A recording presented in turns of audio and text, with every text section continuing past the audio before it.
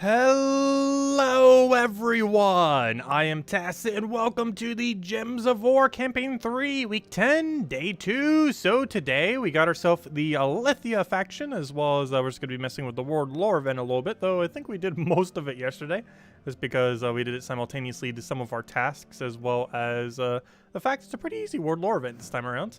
We have quite a few very strong options. The metal boosts both skulls and magic, so it makes it as easy as it can really be. The only really annoying thing is these Metzilli, even though they're worth quite a bit of points, they're actually worth more points than the Legends, they get such a ridiculously high level. It's already at 310 and we barely even did any battles yet. It's pretty insane. Looks like we'll probably have it done by about Thursday, which is about when we normally have it out. This week's only going to be Raids weekend. We do get a new weapon for it, however, that event takes like 0 seconds to do. Not really, it takes like an hour. But plus maybe a few additional battles, but it's a pretty quick event overall. But anyways, let's go and start off with, did we even have anything good for dailies? I didn't even check earlier. No, we did not. I guess we'll just clear those out real quick and then probably mess immediately with the Illithia faction. We're still set to Wayne right now, which is kind of fine for what we're up against. That's actually probably quicker because if we're not fighting epics or above, this actually one-shots without needing to do anything else. We simply cast Leprechaun and we should be good to go. Though I am set to magic right now and not armor, so we might be a little bit short on the final battle. But worst comes to worst, we could throw down a shield if we really had to. We keep finding so many gnomes. It's not a vault event anymore, but it sure feels like it at times. But yeah, we got such good rate last weekend. Too bad that's not always the case. But it's fun to farm when it rolls around. Though we're not going to have another one till like early April or something. Like actually probably even mid-April. It's going to be a while before we see another Vault events. But anyways, hello Bill, hello Defiant, hello Raykin, hello Interception, hello Barbara, hello Gustavo, hello Isabel, hello Draco, hello Bushka, hello Captain, hello everyone else. Welcome, welcome, welcome, welcome. Hope all of you have been having a wonderful week so far. But yeah, I still hate that they ended up locking out the task. That's actually one of the things that we're making progress towards right now, is if we click over to, if they would stop putting the shrine there, shrines go away. But we do still have this very annoying task, complete all battles on a single adventure board. We got to do this 3 times, and keep in mind on tomorrow you would do this and then do your dungeons. Make sure you don't accidentally do it the other way around. I always do it in that order, but definitely make sure to do it in that order if you don't already do it in that order, because tomorrow you'll want to finish out the entirety of your adventure board so that you can then get progress immediately towards the dungeon task, so you can have it on Thursday. If you don't do it that way, you'll have to wait all the way till Friday if you're not planning on using any gems to skip it. So do be mindful of that. Anyways, let's go. Oh, that's not what I want. Get back to the other thing. Let's go get our progress on that. Of course, it won't matter too much for us since we already have the mythic unlocked, but still good to get it done a day earlier, so we don't have to worry about it on Friday. So it's literally just the daily cycle, so you'd kind of passively get it done regardless, since you're probably already doing that every day, since it only takes a few minutes anyways. Some of the quicker dailies as well, doing adventure board and dungeons, compared to something like delves or doing the arena dailies, which both of which I don't even bother with these days. The delves you definitely should be though. The only reason we don't bother with it is because we've already maxed all of them. But I'm pretty sure most people skip arena dailies, just because it's relatively time consuming and you still have to spend gems, and normally you get nothing of value anyways. So there's a lot of downsides to it.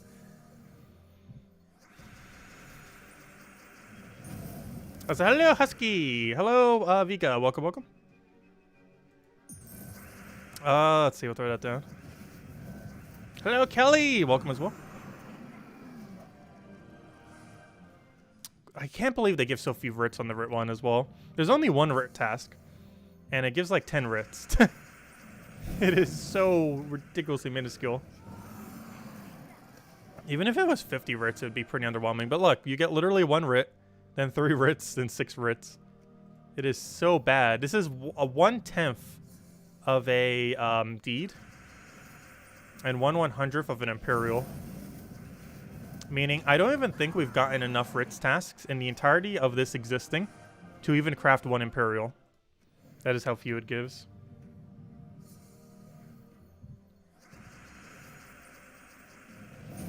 These, of course, imperials, 1,000 of them, and it gives 10.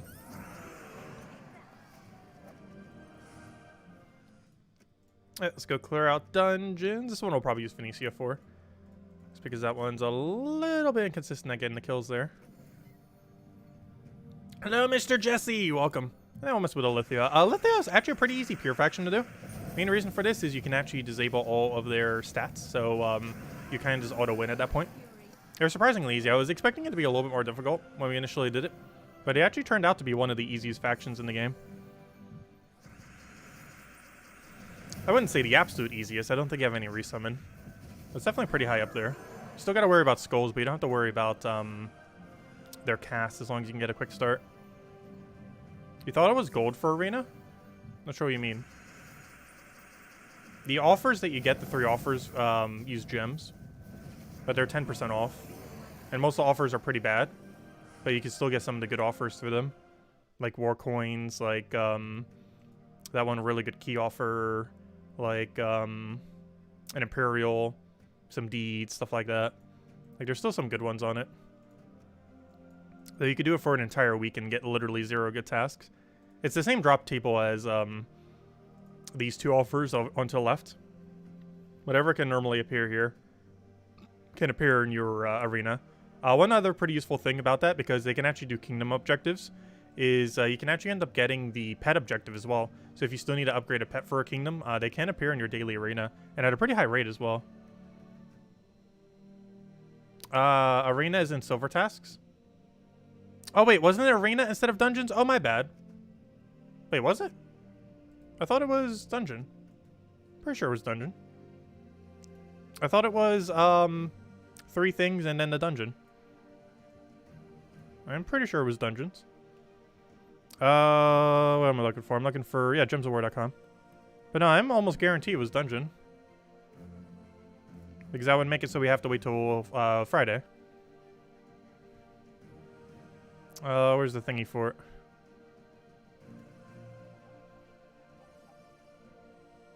Oh, you meant the earlier one.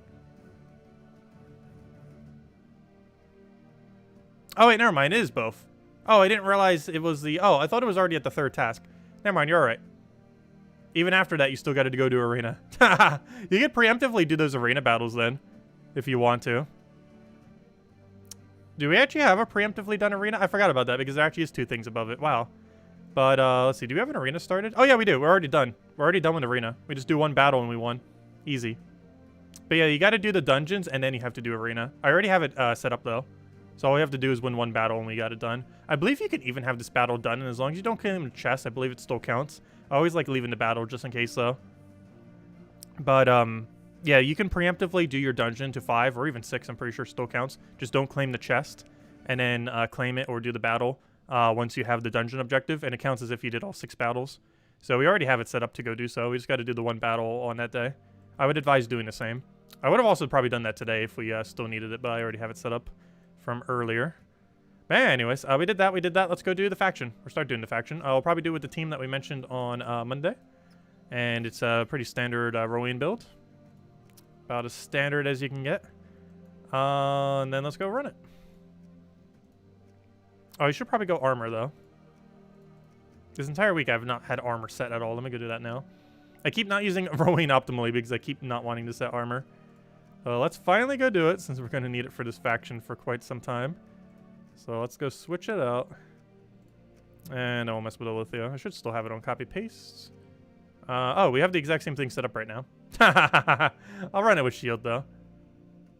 But yeah, I ran the exact same thing last time. Just a different weapon and a different hero class. Warden is because of Greenstorm. We could technically go for it again. But for the most part, it really doesn't matter what our hero is for these early battles. If we were going deeper, it would matter a little bit more what our hero is. For these super early battles, it is going to make a very little difference which one we have.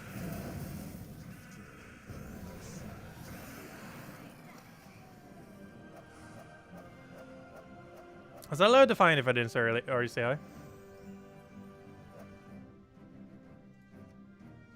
But yeah, it looks like we have to do both the dungeons and the arena then for the thing. So you can preemptively do your arena and be good to go. So you have them done for Thursday, before Thursday even hits. As long as you don't claim the chest, it should count towards your doing 6 arenas. Though I always leave it 1 battle preemptive just in case. Also, can this guy leave Submerge? Even though there's only 1 target left, split damage still doesn't kill it. It just still counts as a multi-hit ability.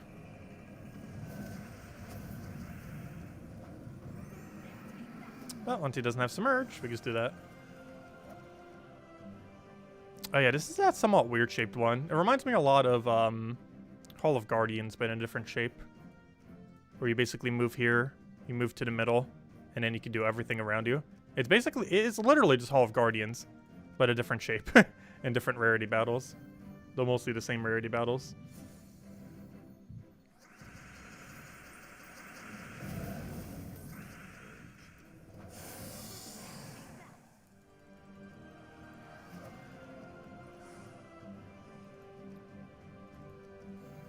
Oh, I got a treasure room here.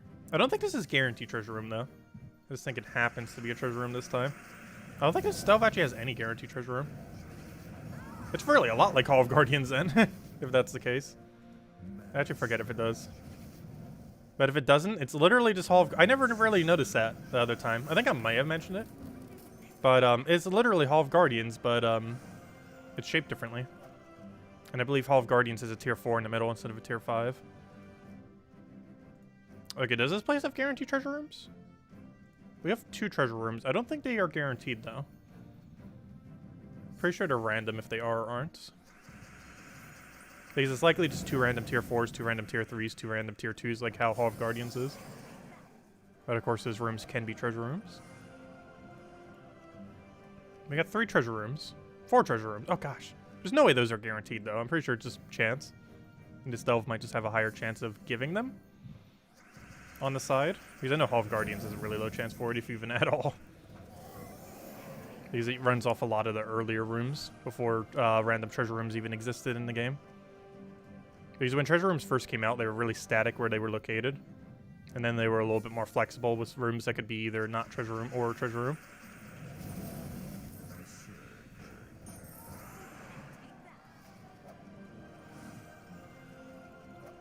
But when delves first came out, there was literally no treasure rooms. All-Seeing Eye and Hall of Guardians has none. I believe they can still random some, but they have no set ones. Crypt was the first kingdom to bring it in, which is the 3rd kingdom in the game. Or 3rd faction, I mean. But the first 2 didn't include the mechanic. So, hello, Sansi. Hello, DF. Welcome. Welcome, welcome. Been loving the rogue team in PvP. Oh yeah, it's so much fun. Unfortunately, it's a mythic a lot of people don't have, because prior to that team becoming a thing, it was a pretty useless mythic. Like, I almost would have put it in, like, F tier or D tier for the video. Probably D tier, because at least it was good at bleeding. But, in the current state of the game, it's actually S tier, just because that rogue team is so absurdly broken with it. It's nice to see, because bleed's actually viable now for the first time, due to that rogue team.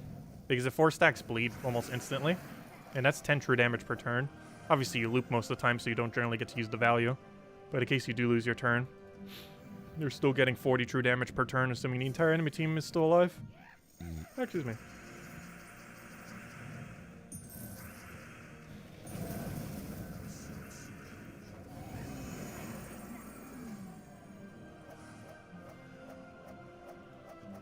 Is there to use potions after an event in delves, etc.?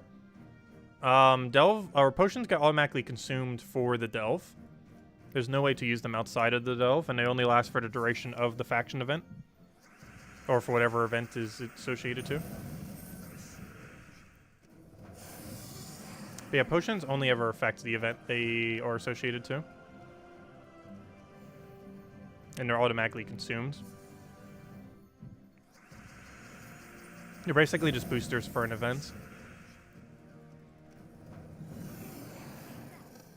Will you run the rogue team in today's delves?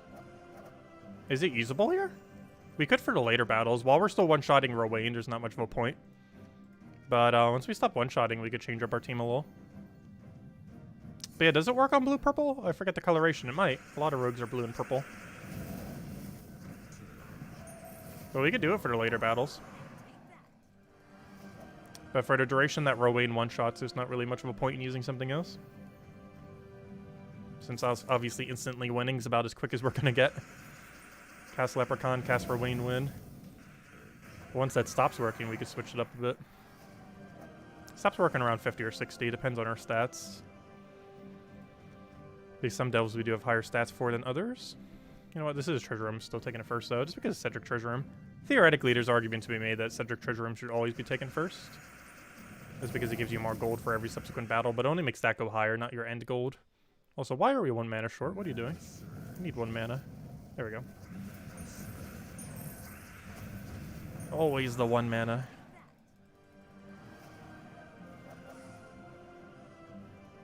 So hello, Chad, if I didn't already say hi. Welcome, welcome. When's the next Fall Guys stream? I was considering doing one tomorrow, actually. I do have something else I need to do, but I might try getting a stream up at noon. The main reason being that they actually have the Hexagon show again. I didn't stream it the first time around because they only did it for 2 days, and I was busy both those days. But yeah, I might do it tomorrow as our final stream of Season 4. Of Season 3, because Season 4 just got announced today. The official date didn't get announced yet, though based on in-game, it's probably Monday or Tuesday. Pretty much as soon as Gems of War season ends, theirs is going to be starting. But we still haven't got an official date yet. But yeah, if we do stream tomorrow, which we probably will, it'll be the last stream we'll do for Season 3 until Season 4 comes out. I still find it really hilarious that Fall Guys and Gems of War is sharing like the same season schedule right now on the exact same season numbers. Because we don't have an official date, but Season 4 for Fall Guys is either Monday or Tuesday, most likely. And then Gems of War has Season 4 the following Monday. Pretty much right on top of it. Luckily on different days, so they don't overlap with each other. Because obviously Gems of War season, we already know. It's in a pretty static schedule. It goes 10 weeks of an event, 1 week in between, and then the next event starts. So it's always the same every single time as far as duration. So it's really easy to predict when every season is going to occur. We already know when Season 5 is going to occur for Gems of War, and Season 6, and Season 7, and Season 8. We could literally just do the math going forward, because it's on an extremely inconsistent schedule. Unless they ever tweak it. In the current state of the game, it is extremely consistent when seasons switch over.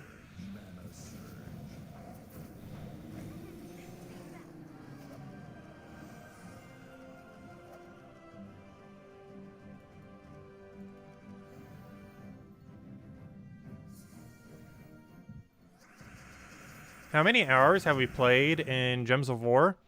More than, let me get this out of the way. We've played for more than 12,782 hours. That doesn't count anything that we played on mobile. It also doesn't count alt accounts. And it doesn't count any of the time we played on Switch, which also technically counts as an alt account as well. If you total it to absolute total, we're probably over 15,000 by now. It's hard to know exactly. As far as on this specific account, specifically on Steam, and not on phone or anything, it is 12,782 hours. We'll eventually reach 15,000 number there. Yeah, it's one of only 3 games I have over 10,000 hours in. RuneScape, Warcraft 3, and this game are the only 3 games I have over 10,000 hours in.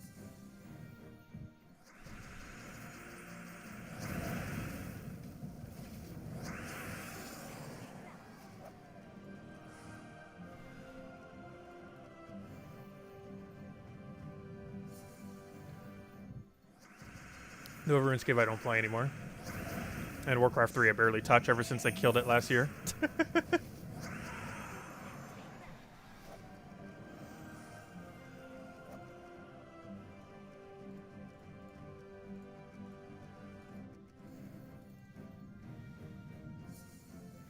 So hello, Kenneth. Welcome.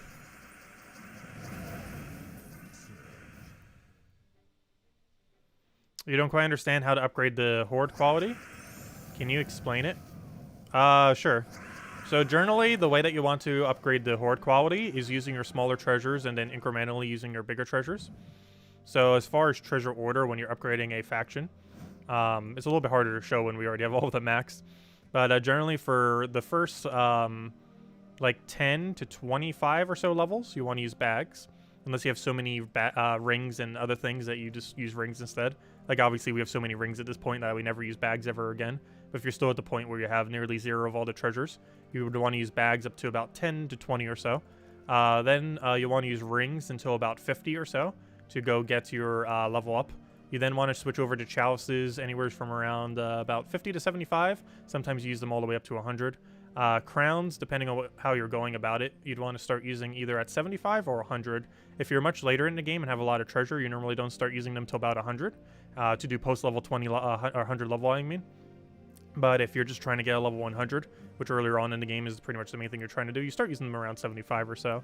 And then as far as Genie Lamps and Sacred Treasure, you generally want to save for post-level 100 leveling. However, if you are doing it earlier on in the game, you would use it pretty much as your final levels. Lamps and Sacred Treasure, you can kind of use at the same moment you'd kind of use a Crown, probably around 75 or so. However, it is advised keeping them for post-level 100 leveling, as if you are eventually going to be getting them above 100 to try to do Pure Faction without doing potions or something similar. These are much more efficient for getting post-level 100 leveling. But it's pretty much all you have to do. And you use them 5 at a time. The main reasons why you want to use it from smallest treasure to biggest treasure is because every single time you put treasure in, it's costs an amount of gold, and this gold is cheaper the lower your level is. So as you can see right now, it's super expensive to put in 5 rings. It's 203,000. However, for a super low level, it costs like what, 10,000 or less, or somewhere around there, to go put 5 rings into the hoard. But as you keep going deeper and deeper, it gets more and more expensive to the point where you don't really want to use smaller treasures. Like obviously, if we put in 5 rings, it costs 203,000. But if we put in 5 Sacred Treasure, it also still costs the same amount. So obviously, you want to use the bigger treasures later in, because the further you are into the leveling, it still costs the same regardless if you use the smallest treasure or the biggest treasure, because its cost is based on how many treasures you put in, not based on the rarity of the treasure. So you generally want to save your bigger treasures for as deep as possible and use your smaller treasures for the earlier sections, because it comes out to be a lot cheaper that way. And that's basically how you go about leveling them. Generally speaking, you never technically need to get a single one above 100. However, if you're looking to do pure factions a bit easier, particularly without potions, you will need to get them above 100 at certain times. Gosh, why is everything blinking? There's nothing even in there. This is just a shrine, and that's just my chat doing chat things. Anyways, let's see, where were we? Let's go back to faction.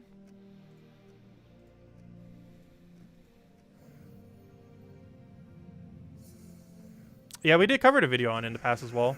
I might make an updated one, though. The strategy is literally the exact same that was in that older video. Strategy hasn't ever changed. It's been the same system forever. It's never been touched. Oh, we got the spider. I don't think I have that max. Let me go grab that. Thank you, whoever triggered that in my guilds. Nice. Oh, that was what that chat was. Thank you, Mustaine. Well, I assume Mustaine was the one that triggered it. But anyways, let's go get our spider. We need 50 more copies. Might as well go get some. Oh, I don't have a magic set right now. Well, let me go do so. A little bit of a spider distraction. Then we'll go back to the faction. But if anyone else has any other questions or anything you want me to go over, let me know. We'll make sure to do so.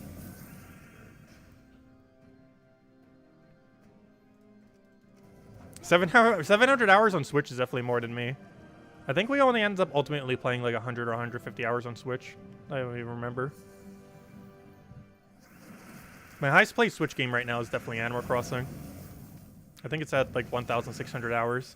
The only game that could possibly pass it is Pokemon Unite, which I hope on Pokemon Day in 4 days. It's this Saturday, Pokemon Day. I really hope they give a official release date for Pokemon Unite.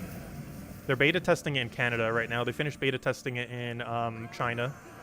So unless they're going to beta test it in like United States or some other location after Canada, the release date should be kind of finalized. It's probably going to be like late March, early April. That's going to be annoying. Century also comes out early April. As well as mid-March for the beta. Actually, I was talking to one of the Century Age of Ashes devs earlier today. Earlier. Wow, I cannot speak. Earlier today. I was talking to one of the Age of Ashes devs. Giving them feedback on some stuff.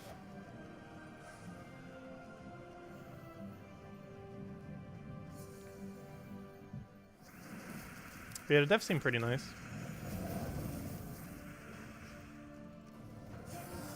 It's a really small team, though. Which is why they had to push back the release. Let's see. Why are your banner set on yellow and green for Phoenicia team? The +2 yellow is so if we see 5 times yellow, we can get full mana.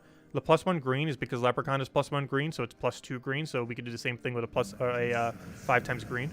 So that means if we find a 5 times green or 5 times yellow on the board, we can reach full mana automatically. That's the reason why we have the banner sets as such. You can do similar with green and red instead. But the reason why I do it with yellow and green is because she boost ratios off of red. So ideally we want to do it off of green or yellow, ideally, if we can. This ends up working out a bit better for her damage.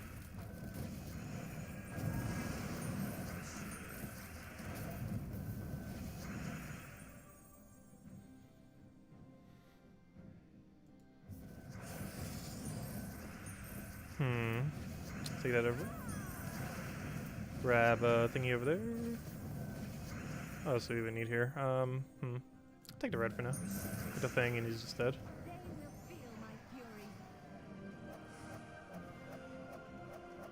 You're finally over the 2,000 mark in Animal Crossing? Nice. You have more playtime than me now. I generally only play it for dailies these days, or when they have special events. So I haven't been playing it as much recently. I played it more in like the first 3 months than I have since. Like my entirety of playtime since is less than the first 3 months. Anyways, let's go and head back over to the faction. Actually with armor, because we need armor. Oh, that's not where I want to go. Why is it still showing that as my thing? That's why I accidentally clicked on it. It should be showing my dungeon. Why is it still showing the pet if we already finished it? I guess we have to do a battle first. Let me go see. If we do a battle first, does it show the not pet now? It should. But I think you have to do a battle to initialize it. Kind of like how you have to do a battle to initialize your gems. Like whenever it shows you how many vault keys you have to do a battle first before it re-updates it. So now if we check it, it should be, yeah, Illithia faction.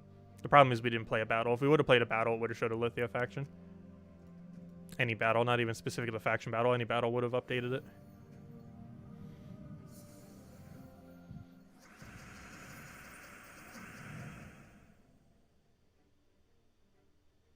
Let's see. We'll throw that down.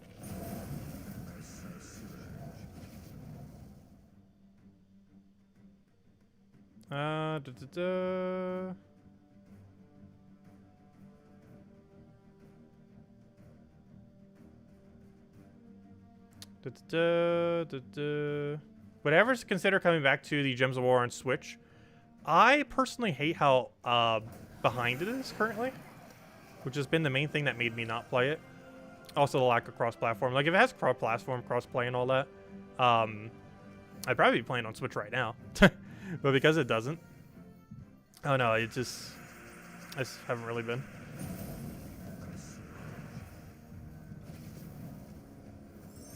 It's so much easier playing it on PC and phone. Though mostly PC, I barely ever touch it on phone. I do on occasion.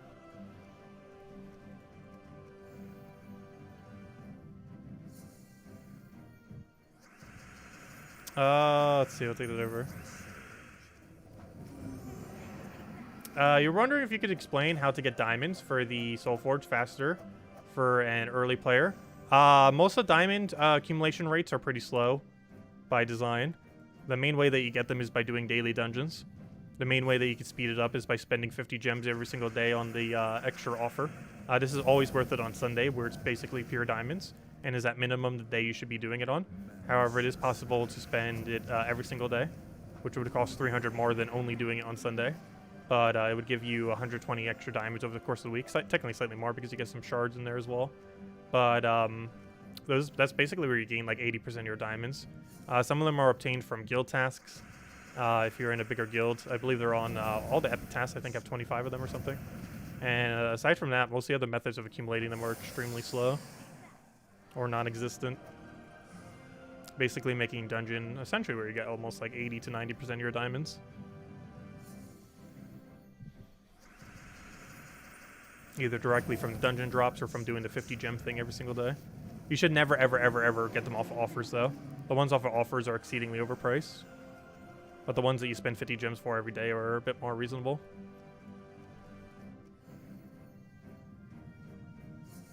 Though Sunday's the only day that where it's really good value. But if you're really in a pinch for diamonds, you could do it every day. You could definitely easily get 50 diamonds every day. It's just there's other things, obviously, to be spending it on in the game.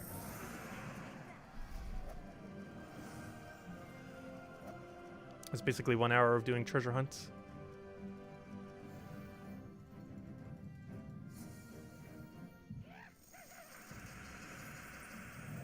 Oh, yeah, Jason, I've been giving a lot of feedback to the Age of Ashes thing. I feel like a lot of people in the community hate me. Yet the devs actually understand like most of the feedback I'm giving. It's really controversial feedback, but the devs know like that's what the game already needs. Like obviously, like trying to nerf things against the player is going to be controversial, but there are some things that needs to be done with it, and they were actually doing it as well. So hey, I was technically right. I'll take it. But I feel like a lot of people in the Age of Ashes community, I think I've angered like the biggest clan in the entire thing, like the biggest 2 clans, somehow, by multiple things. One other thing that really angered them is, which the devs also agreed with, is that stacked queues, like, you know, people queuing up with like a pre-made team shouldn't be queued against like a bunch of solo queue people. And that's also angered like every single big guild that was already formed for the game, because obviously they want to completely destroy solo queue people. But obviously that's not healthy for the game. But that was also extremely controversial because like almost half the community is like all stacked guilds right now. At least until the player base gets bigger.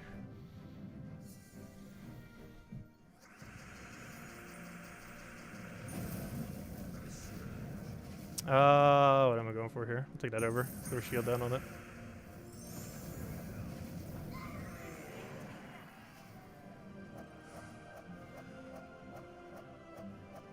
Why don't they allow us to equip medals for a specific team? It has been requested before. It's a coding thing as to why they haven't done it yet. They do plan on fixing the system at some point. However, their temporary fix was to have 3 slots. Before we only had 1 slot, which is extremely annoying. At least now we have 3. It was just a temporary fix until they come up with a different solution. Who knows when we're going to get that solution, but it's not permanently going to stay the way it is. But, I don't know, hopefully in the next year or so they'll find a solution for it. Yeah, so it would be really nice to set them per team. Kind of like how you do with literally everything else in the game. But the current system they have is a temporary fix. And they have mentioned they do plan on fixing it at some point. So that means like 2 or 3 years from now. Based on Gems of War time. But hopefully they'll do it sometime this year. They mentioned it like a year ago, so realistically we have about 1 or 2 years until they actually fix it. Let's see. I feel like it's not going to get fixed before Puzzle Quest 3 gets released. I feel like a lot of their focus will be getting Puzzle Quest 3 to launch and to be stable at launch. Unless they're delaying it till next year. But official word is they're releasing it this year. When this year, who knows, but this year nonetheless. I'm still really hyped for that game, but I'm slightly less hyped. Because for all the games I'm hyped with, it's probably the last one that's coming out. Because Century Age of Ashes, we already know the date that's coming out. It's next beta's mid-March, releases early April unless they delay it again. And Pokemon Unite is very likely to be like April, maybe at the absolute latest.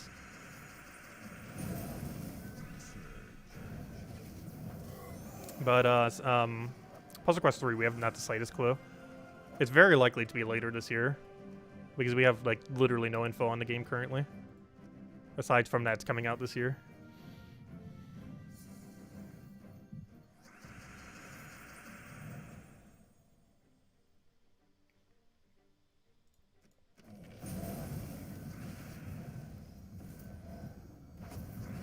Why are the dragons wearing wooden shields? I'm pretty sure just the starter shields are wooden. And like the common shields. Well, all the better shields are probably like metal and everything. Because obviously there's a rarity system for cosmetics. Because obviously they need to make some money somehow. So one of the main things they're monetizing is obviously cosmetics for the game. So all the people who don't buy cosmetics get wooden shields that burn. Instead of nicer shields. Because I've definitely seen metal shields in the game. You just unlock them later through cosmetics.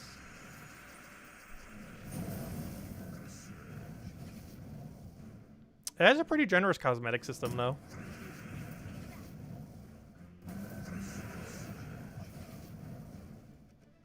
And I'm likely going to be doing it like we did Fall Guys, where we're going to try to unlock literally everything. The only exception to that is there's going to be some gem-only skins that are not going to be possible for us to really unlock. You do get it from level ups. However, level ups will not give you enough to get literally every single one, at least not in a timely fashion. So we won't be able to get like every epic and legendary item. But I believe every ultra rare and below can be bought with the earned currency in that game.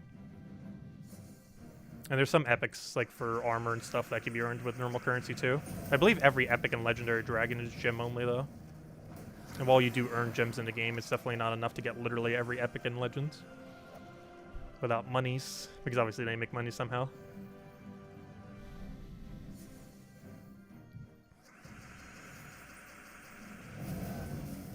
That and boosters seem to be the main way that they get money. Because the level up rewards are really good, but they start to require a lot of XP. So boosters would be their way to kind of earn people who play the game, but also get people who are impatient to spend on boosters, which would make them money. Oh shit, actually never mind. Taking a skull there wouldn't have helped. He has Submerge regardless. And he's dead. Hello, Rogue. Welcome. Oh, glad you can stop by. Hope you have a wonderful week. 1.4, definitely want to take that. I really hate the 1.4s in tier 4 rooms. They're technically completely beneficial, but the only problem with it is prior, the best room in a tier 4 was a 1.25. So if you really want to do optimal order, you have to check every single time to see if there's a 1.4 over top of your epics. Same thing happened to tier 3s, where I think their previous highs was like a 1.2, but now there's a 1.3 that can occasionally occur on them. Actually, there's two 1.3s. One of them is that one dragon one, and then there's this treasure room. So there's two 1.3s that you have to worry about now that you didn't have to worry about earlier. That's been the case for almost a year now at this point. But back in the day for factions, you didn't have to worry about those things, but now you do. Because now tier 4 used to be a 1.25, but now goes to 1.4. And tier 3s used to only go up to 1.2, but now can go to 1.3 off of two different rooms.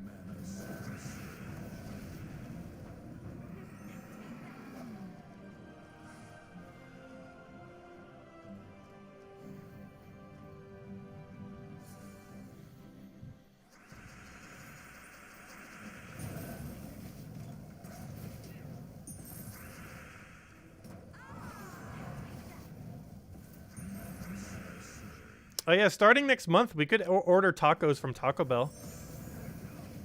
Because starting in March, we can finally break our no fast food for a year thing. I managed to eat no fast food for an entire year. I believe we're already past that point, but I wanted to do it all the way till the end of March, just for the sake of it. No, obviously going to try to limit our fast food. Though, once it does go expire, I'm probably going to be eating a lot of fast food that 1 week. Just because we can.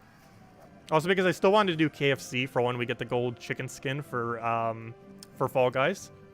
And we'll have it on the day of the season. Switch over.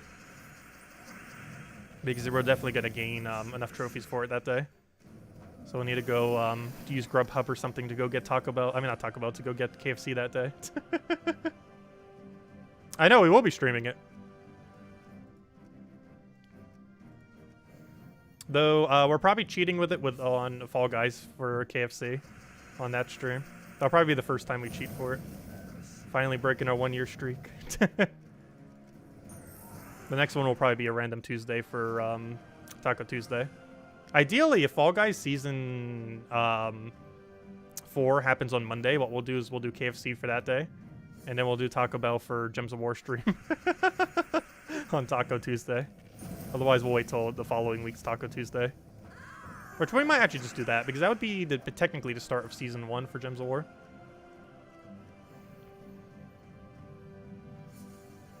ASMR fast food.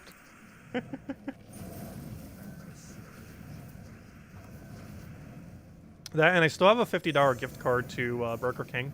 It's for a few other locations, but it's mostly Burger King as far as places that are reasonably close to my area. I wouldn't have to go a mile for. Because Burger King's close enough, I could literally just walk to it. I wouldn't even need to order it in. It's in a really weird location, though, because it's like attached to a gas station, the closest Burger King to me. It's one of those kind of places where you go like into the store and it has like the standard gas station store, but then that gas station store leads into a Burger King. It's one of those kind of situations where like the normal inside of a gas station store is connected to an actual restaurant, or you know, to an actual fast food place.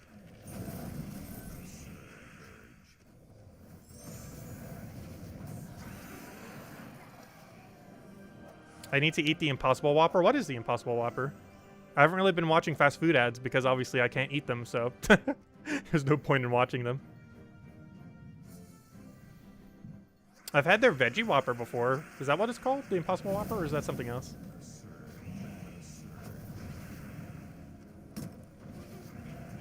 Because their Veggie Whopper, if you eat it on its own, actually kind of tastes like a normal burger. But if you have like a normal burger, like their normal Whopper, and then also have their Veggie Whopper, you can really taste the difference between what a real burger is and what the veggie one is. But no, their plant-based one's actually really good.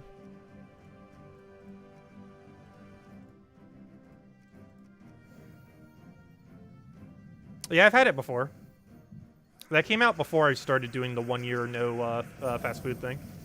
That came out like a 1.5 or 2 years ago. So I was able to have it since before I started the thing.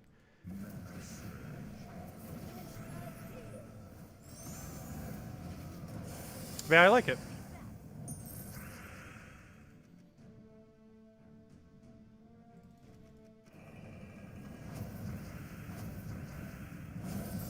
Yeah, if you're gonna get it, you kind of need to just get it, though.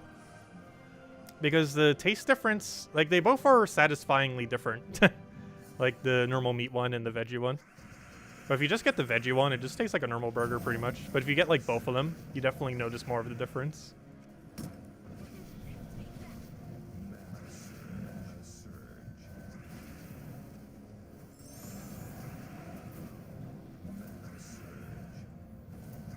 Also, can we get Rowan mana, please? Hello? Rowan mana? Anywheres? There we go.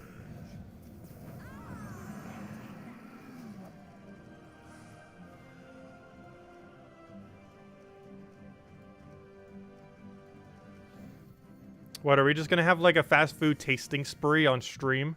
Now that we can eat fast food again soon?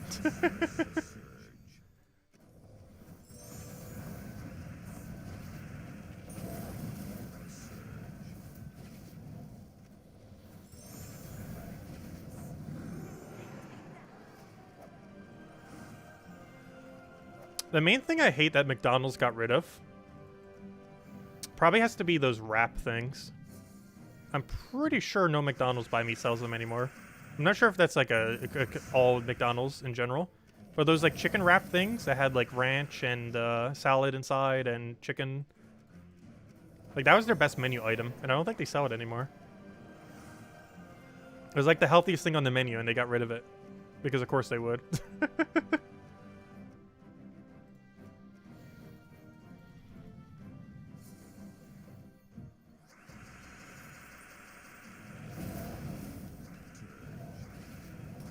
Because I'm the kind of person who would never order a salad from a place.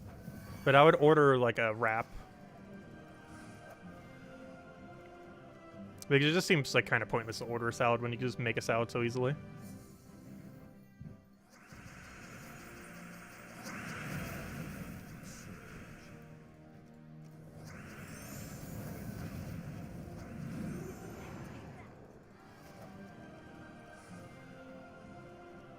Oh, also, I didn't even realize we're kind of done with the faction. We've been talking this whole time, I didn't even realize we're on the very last battle.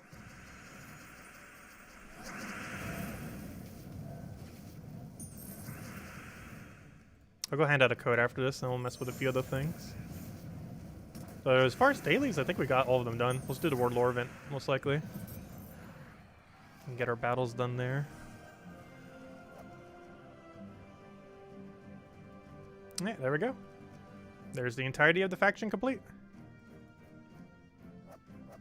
And there's the standard loot for completing out a Tuesday faction. For only 30 gems, you get a vault key, 5 diamonds, 700 souls, 40,000 gold, 150 shards, 2 orbs, and 3 mythic ingots. With the 2 biggest rewards obviously being the vault key and the 2 orbs. Okay, we got a purple, so pretty good. Yeah, it only costs 30 gems. Oh wait, we did it for free. Nice, it cost us 0. I completely forgot to buy the 30 gem thing. I was wondering, like, wait, why are we out of sigils? We should have like 1 sigil left. But I forgot to buy the thing, and I didn't even notice this whole time because we've been talking the whole time.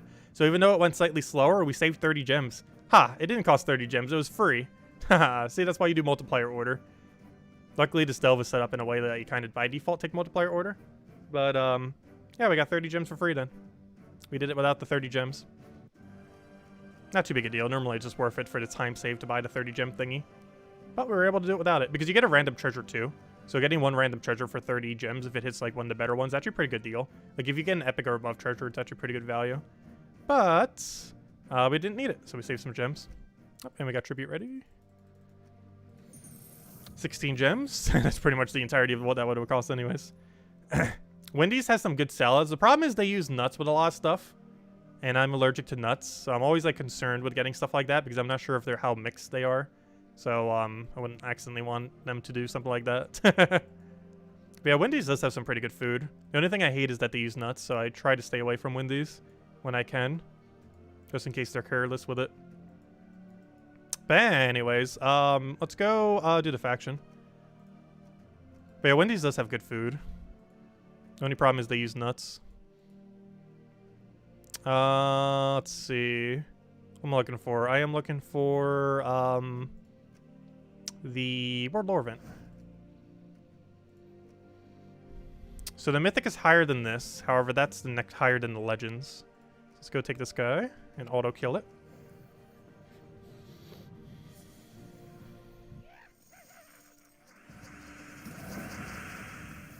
I've had a lot of salads this last year. Like an absurdly high amount, because I haven't been eating out, so I've been eating like so many salads. It's because they're super quick and easy. And you can use pretty much anything with them.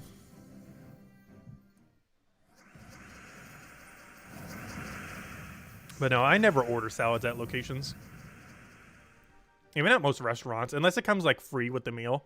I would never separately order a salad, unless it just happens to come with the meal.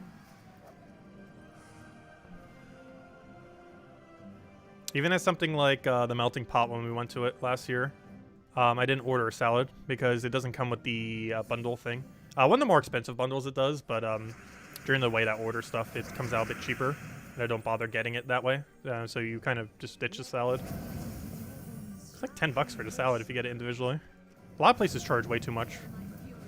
If like the average salad was like a few bucks, like I'd probably get salads at places. But relative to what you can make your own, relative to what places charge for, it is absurdly high. Obviously, that's the case for a lot of foods, but a lot of foods are harder to prepare like on your own. Whereas something like a salad is like super straightforward.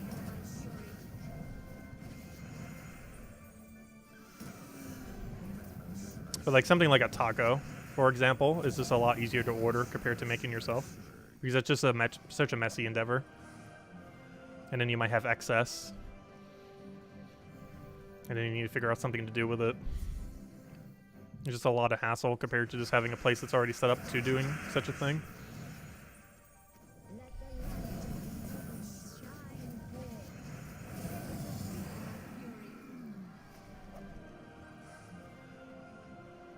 Like if salads cost as much as like pizza slices, I would order like salads everywhere.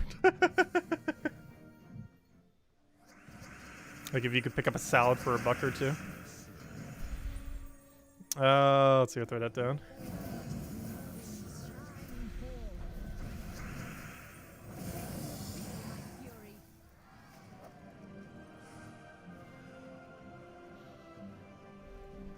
Oh, this is probably our final battle if we don't get a Valraven here. Yeah, we got a Valraven, nice.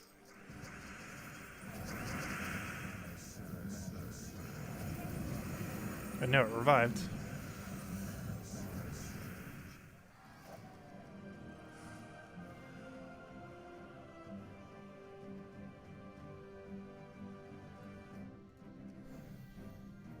Hello, Kurzy, welcome.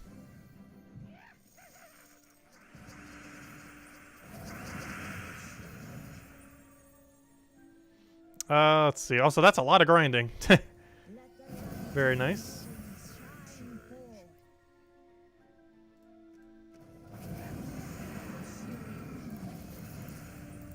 I'm actually not a big fan of avocados. Like, I don't completely hate them. But compared to green things, they're probably, like, lowest down on the list. Like, generally anything that's green I actually like a lot. But avocados, I don't know. I just don't really have the taste for them. They're too much of an exotic ingredient for me. I tend to like more basic ingredients.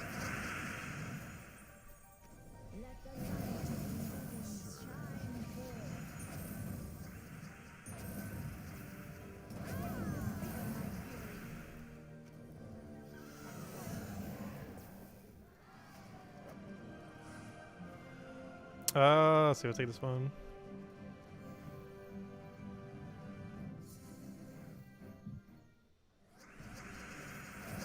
Well, I don't hate avocado. It has to be a really small amount for me to like it, though. But if something just has a small amount in it, like, it's perfectly fine. I've even somewhat gotten used to mustard. I used to absolutely hate mustard. Like, a small amount doesn't really hurt me much these days. It's still a weird taste, but, like, a small amount's kind of okay. Like, I would never use it as a dipping sauce, that's for sure. Well, this mythic's the higher mythic, you can tell because of the icon. The two mythics actually have a different score. The two legends have the same score, but the mythic that has the little Zilopachli icon thing, the same icon as that higher epic, has more points. So any of them that have that icon you want to go for. This is the highest one, and the third highest one, below both the two mythics, is the other one that has that icon. These skulls are like the lower priority ones. Dark Troll's lowest priority. Legends are second lowest priority. Third is the epic that has that icon thingy. That other one, not this one, but the other one. And then the top two are the two mythic ones, but the one that has that special icon, not the skull, but this the other thing, has more points. Anyways, let's go claim our loot up to this point. And we got another purple. Hey, we got two purples today. Not bad. They're not two blues, but they're still okay. Okay, is there anything else we need to do for dailies? No, there is not. I guess we'll do a little bit of grinding then. You know what? Let's actually go get the, let's go do some Explore 12. We haven't been doing much Explore 12. We were forced to for the thingy earlier. But, since then, I haven't really been doing too much. So let's just retreat from this battle, and then we'll go, from there.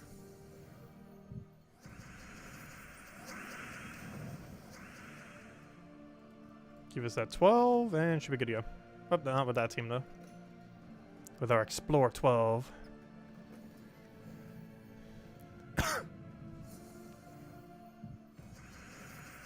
I tend to not like moist things in salads.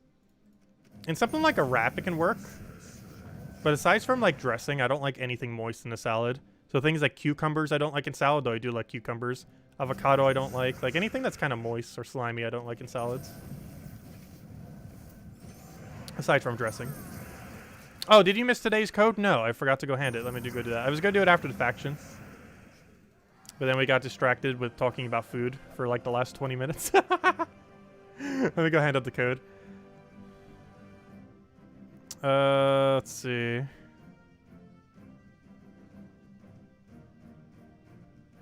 Wish it was like the 50s these days where everyone could live comfortably. I know. Gosh, it's so much harder to make money these days. Relative to what it can actually buy. Like, the buying power of minimum wage and similar of slightly above is so much less than what it was back then. What am I looking for? I'm looking for code. One moment. I very rarely spend money on unneeded stuff, though. With the main thing, unneeded thing I spend it on being gaming-related things. Which, to some capacity, is an investment in the channel. Since this is a gaming channel, after all. But, obviously, most of it's at a loss. Since most of the side stuff we cover, we don't really profit from much. The only thing we have in recent time is what's the game called again? I almost called it Age of Ashes. Called, the Zelda game. The, why can I not remember? Hyrule Warriors. Age of Calamity. I mean, Hyrule Warriors, yeah, that was the name of it. Hyrule Warriors Age of Calamity. I made, I think in total, like $2,000 from the videos we covered on it. It was quite a lot, and they're still making money. It was a pretty substantial amount of money. It's very rare when we cover videos that it takes off that much, though.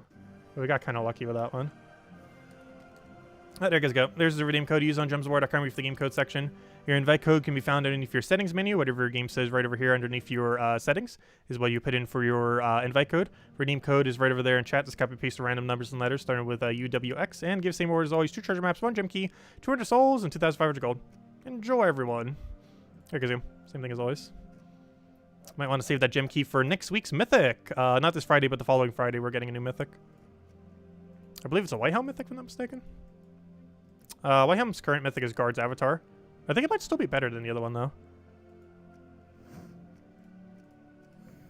We'll find out on Monday what it officially will be as far as release. They're not going to tweak it anymore beyond that point. Yeah, no problem for the code, everyone. Enjoy. If anyone still has any other questions, let me know. Food-based or otherwise.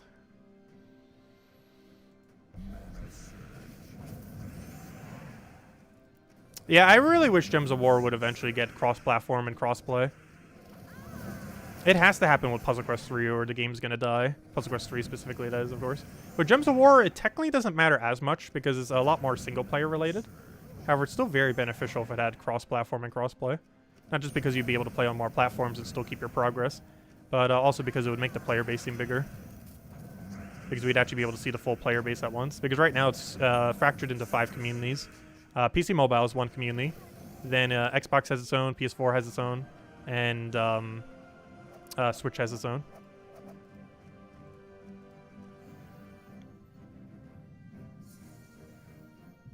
I don't know. I don't normally wouldn't have fish-based tacos.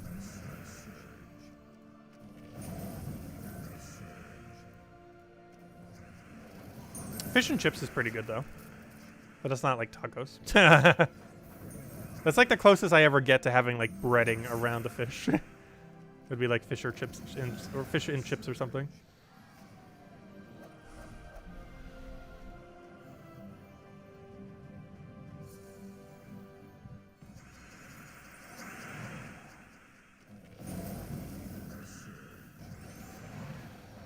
Can I suggest during your weekly videos when talking about the Pure team, can you give your recommendation if the delve can be completed without potions?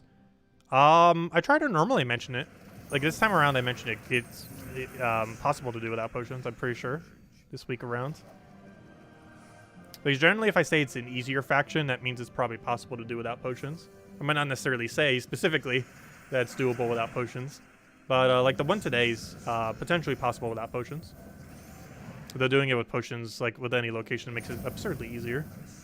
But the one today can potentially be done. I didn't personally do it without potions. Actually, there's only 2 I ever did without potions. But yeah, the one today can be done without potions. You need a lot of stats, though. And it comes down to luck a bit. Because you need to reduce all their magic before they can do anything to you.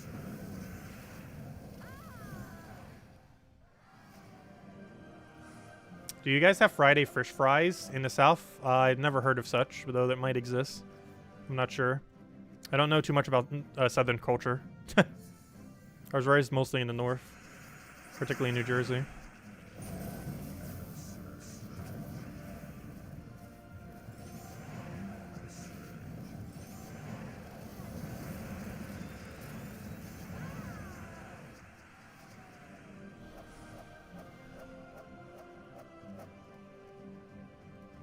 Thoughts on the new delve? What, the most recent one? I'm not sure I forgot. What even is the most recent delve at this point? It was, what even was the most recent delve? I actually forget. It wasn't the Labyrinth. That was the delve before the most recent delve. What was the most recent delve? I actually forget. I know this was 2 delves ago. Was the delve after Labyrinth? Or was Labyrinth the most recent delve? Labyrinth was ultra annoying. The dwarf one? I completely forget which one it is. Oh, was it Dugaroff? Oh, yeah.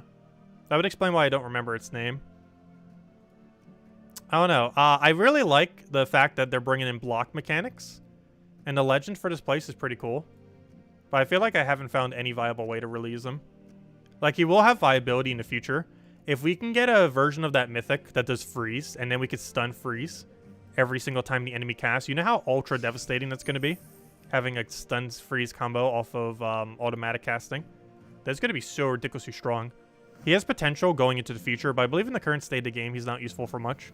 But that Mythic is going to be super meta once we get that same mechanic, but for freeze. Or for curse, combined with it, or something similar. Like, once we get more of those mechanics, he's going to become increasingly stronger. But in the current state of the game, he seems kind of average. But definitely the highest potential from that faction. The other one is that one that does a convert that creates 1 stone, because theoretically that can do stone meta builds. However, it doesn't create enough stones to really get it going. But if we get another creature that can do like a lot of stone blocks onto the board without destroying them, we could potentially start to see a stone meta. However, that one troop is not capable of doing it on its own. And none of the other ones that came in do it to a degree that would be useful.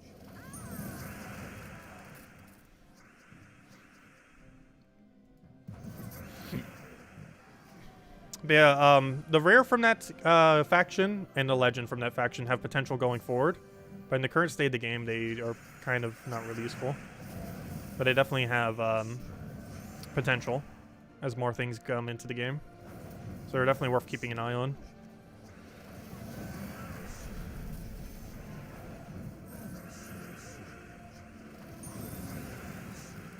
Yeah, you can use it on Guild War Defense. It'll catch people off if they don't notice on your team, since they'll get stunned just from casting.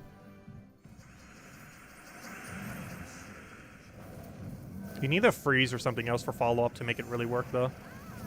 Because a stun alone doesn't do too much to a lot of teams, unless you have another stats effect to synergize with it.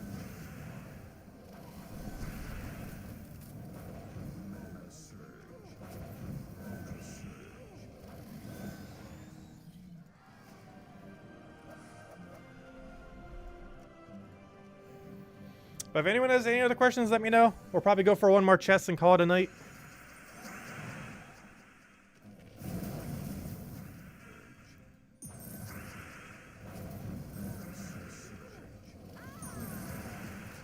And then we'll be back tomorrow night, same time as always, 8 p.m. Eastern Standard Time, hour prior to now tomorrow. Tomorrow we'll mostly be getting the pet. I believe it's Strix bonus pet. I think I already have it maxed, but it's pretty good for this event, since you'll be using it not only for the Ward Lore event, we'll also be using it for Thursday class events, most likely. Also, Strixes in general are pretty decent typing. It's not one of the best typings in the game, but there's some really good synergies with Finesse and a few other things. Plus, the new Mythic's not horrible. Though I do feel like it's not particularly meta. Like, it's not bad, but it's also not meta. But it's fun to use, if nothing else.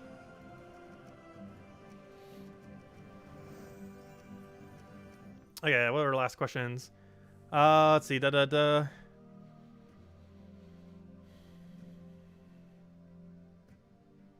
Defiant.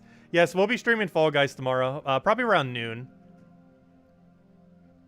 Because I do have something I need to do in the morning. But I'll probably start for noon and go for at least a couple hours. Not sure exactly how long. Probably till we get hungry. But I'll probably start around noon and then go till food. Let's see. For level 15 kingdoms, should we prioritize health or armor? There's really no specific one that is better than the other in the current state of the game necessarily. The way I personally do it is based on which ones you need the faction for. So, for example, the Groshnok faction is the next faction that's going to be coming into the game. And you might want to get the kingdom upgraded so they have extra stats for when you go into it. This place just happens to be armor. But personally, I did a lot of my level 15s, not based on the stat that it gives, but based on what faction it is associated to. Because you have to keep in mind, you get several bonuses, 3 bonuses from going to 15. Obviously, the main one that you look at is a stat, which is why you go for things like Magic Kingdom first. But there are 2 other bonuses. One is the team bonus, so if you're ever going to be using multiple from the same kingdom, you get more stats for doing so. And this can be beneficial in some, like Dragon's Claw and a couple other locations where you generally, if you're going to use stuff from it, you're going to use like 2, 3, or 4 of them from the same kingdom. So you end up getting more synergy that way. And the third thing that you end up getting, other than the stat and the team bonuses, is, of course, the faction bonuses. You can get 50% whole extra stats for the faction as you go to 15, specifically at 12 and 14, I believe it is. And those can help you a lot with getting the faction done, either for trying to do it without potions or for just doing it with potions just to make it easier. So I did a lot of my upgrades based on that. Like, for example, we have every kingdom that's going to be having a faction event that hasn't had a faction event yet already upgraded to level 15. Rather than doing it based on HP or armor or anything like that. However, if you were to choose between HP and armor in the current state of the game, while HP is better for not dying, I do feel like armor is a little bit better just because Rowan exists, and sometimes Guard's Avatar gets used for teams and stuff like that. Armor definitely has more damage potential, though it's weaker than HP from a durability standpoint. Like, HP will always be more durable than armor is in the state of the game, and it's pretty much never going to change unless they change how armor works.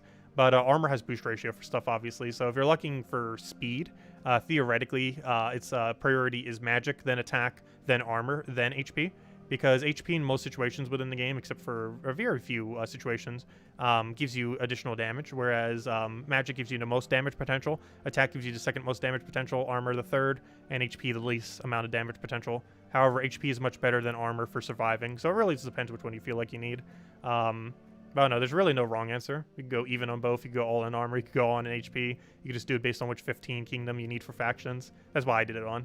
But I don't know. It's really like there's no wrong answer to that one.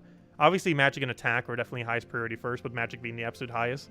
But beyond that point, it's more basically what you want, because you already have so high stats by the point you're going for 15 kingdoms that, or level 15 for the upgrade thingy. That a little bit of extra into like HP or armor either way isn't really going to make too huge a difference in most situations. So you might as well just go armor then. More damage. Yeah, staying alive is important for winning, but killing quicker is important for farming. And you're generally farming more than you're trying to not die. Like, Guild Wars and... that's about it. Guild Wars and Delves are like the only instances, like level 500 Peer Faction and Guild Wars are like the only two situations where you're trying not to die. In every other location, you're pretty much just trying to kill as quickly as possible, for the most part. You can make the argument that super high level Tower of Doom and stuff like that, and maybe even the Word Lore event, if you go super deep, you might need a little bit more survivability. But in pretty much every location, aside from Pure Faction 500 and Guild Wars, you're trying just to win quickly rather than not die. Obviously, more durability, like HP, would be better in the situations where you're trying not to die. But like 90% of the time, you're doing farming-related things that when you're having a higher damage output would be better for, compared to having higher survivability. However, the highest pieces of content in the game do require durability more than damage output. But anyways, any other questions? But yeah, staying alive is important for winning. But generally have enough durability in most locations that having extra wouldn't make the difference between winning or losing, where speed would be better. Let's see. You've been playing for 3 years and never heard about the redeem codes? Oh yeah, a couple streamers hand them out. I'm not sure the full list these days, but we hand them out literally every stream we do. We stream every single day, or every Gems of War stream, I should say. We stream Gems of War every single day, 8 p.m. Eastern Standard Time, an hour prior to now every day. And we also stream Friday mornings, normally going over whatever the event is. This time it's going to be raids with a Zolkari weapon. And we'll be doing that Friday morning, normally around 10 a.m. Eastern Standard Time, though sometimes it's closer to noon, depending on if I need more sleep. What's the thrill behind Faction 500? What do you mean, as far as why you would do it? You do it mostly for the pet. It also gives you renown. Pure Faction 500 is a several hundred renown difference. It also ends up getting you a max pet, which some kingdoms require more level 20 pets, and it counts as one of your level 20 pets that you need. Hello, Kurzy. I've been doing pretty good. Let's see. You're trying to get all of them to 13 before 15? I forget if you need that for a kingdom upgrade. Do you need level 13s for a kingdom upgrade? I forget the full list. I know you need 15 eventually, and I know you need 16 eventually. So there's no point in trying to go for 20. I know that for sure. Like, you should never, in the current state of the game, be trying to get a single kingdom to 20. 15 or 16 is the furthest you should be going. Ideally, everything to 15 and then start working on 16s. But as far as getting everything to level 13 first, that could be okay. I'm not sure if that's better than going for 15s, though. Obviously, at 13, you don't need Imperials to get to 13, which is the nice benefit of it. However, you might run out of colors when you're trying to get something to 15. But you definitely want to make sure your magics and stuff are up to 15 at least before you do that, though. Make sure every magic kingdom's to 15 before you start working on 13s. Then the rest you could technically just build to 13 and then just use your Imperials when you can. But yeah, getting to 13 does not require Imperials. And getting to 15 doesn't require those big deed books. But everything beyond that starts to require the big deed books and an absurd amount of Imperials, making it really ridiculously hard to do in the current state of the game, unless they modify it with future stuff. But anyways, guys, I'm going to be heading out for now. I hope you all have a wonderful week. As I mentioned, we'll be back hour prior to now tomorrow, as we are every night, 8 p.m. Pacific Standard Time. Feel free to leave a like on the stream. It ends up helping out a lot and is greatly appreciated.